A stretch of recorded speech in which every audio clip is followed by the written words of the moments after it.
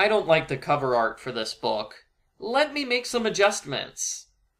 Ah, that's better. Fatal Ransom is about the kidnapping of 16-year-old Hal Coulson, who is said to inherit millions. According to the ransom note, Hal is going to be killed unless his uncle pays $475. Gee, that's not a lot of money. Guess these kidnappers aren't playing for high stakes. Let's see what happens in the next line of the book. Oh, $475,000! That makes more sense. Nancy drives to the Coulson family mansion, and along the way, someone tries to run her off the road. Just like in books 1, 3, 5, 7, 8, and 10. I've read too many of these Nancy Drew Files books.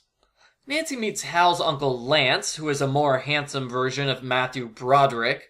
Also living in the mansion is Monica Sloan, the crazy ex-girlfriend that Lance is trying to get rid of.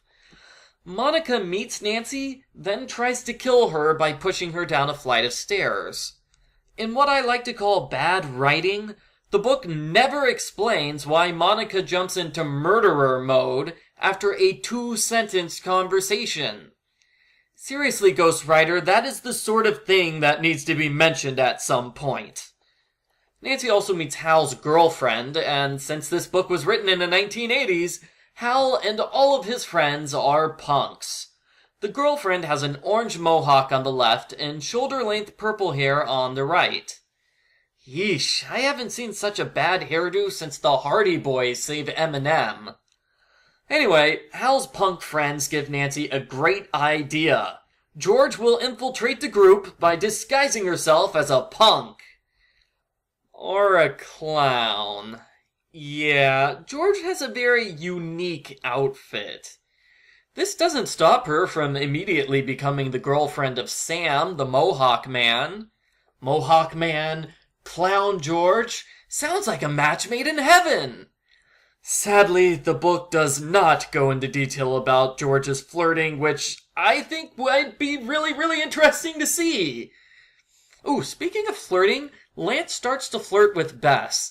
He goes so far as to invite her to take Hal's place on the family vacation to the south of France. Way to have no concern for your kidnapped nephew, Lance.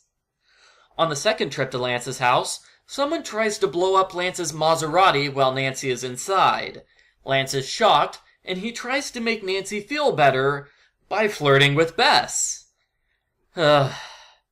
When I read the book, Lance seemed like a nice person, but now that I'm recapping what he does, he seems like a major sleazeball.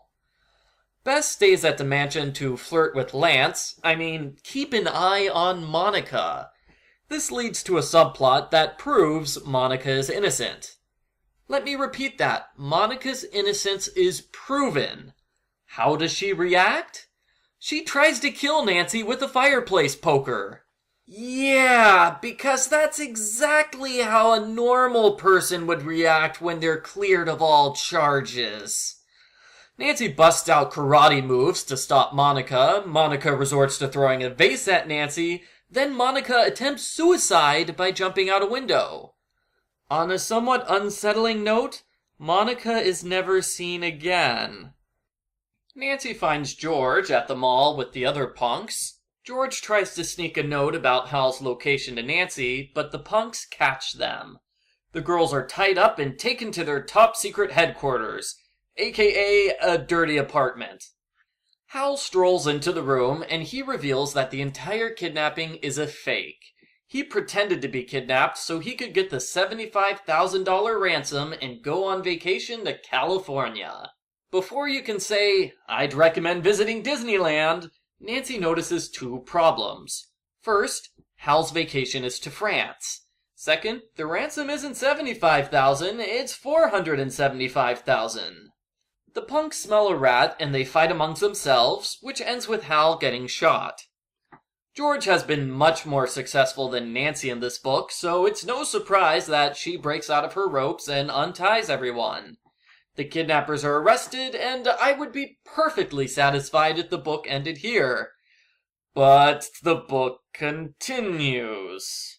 See, we didn't clear up the whole vacation to France thing. Personally, I think Lance was just lying to Bess in order to impress her. But Nancy decides that Lance is fleeing the country with the ransom money. Yeah, that's kind of a major leap in logic, but let me focus on another aspect. This means Bess fell in love with the culprit again. How many times is this? 9? Sometimes I think Bess's hormones are better detectives than Nancy. Nancy finds Lance at the airport where he is holding Bess at gunpoint. No one else notices the hostage situation, so I guess airport security is on a coffee break or something. Doesn't matter because George and Nancy bust out karate moves to stop Lance. When did George learn karate? And why didn't George and Nancy use the karate moves on the punks earlier?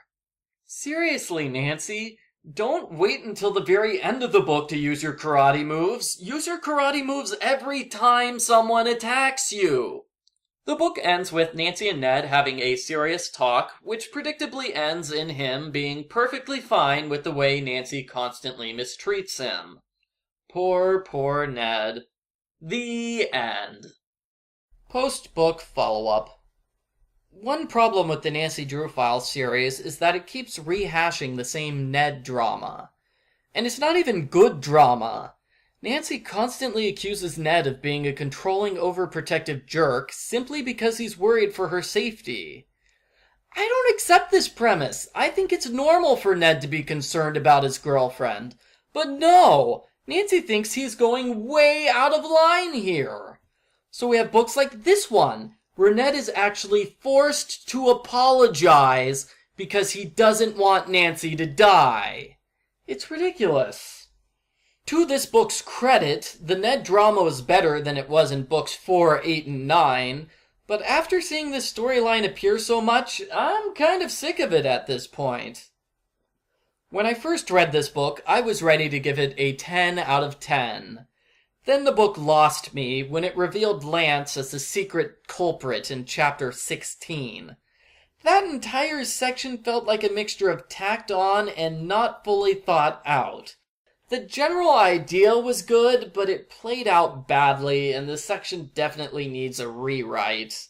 All in all, the book is good, but there are some holes in the story. I'm taking off a point for the Lance stuff at the end, which was the source of most of the plot holes, and I'm also taking off a point for the fact that Monica completely drops out of the story, with no explanation at all given for the fact that she tries to kill Nancy multiple times. Still, George as a punk was awesome, so I can't judge the book too harshly. I give Nancy Drew Files number 12 an 8 out of 10.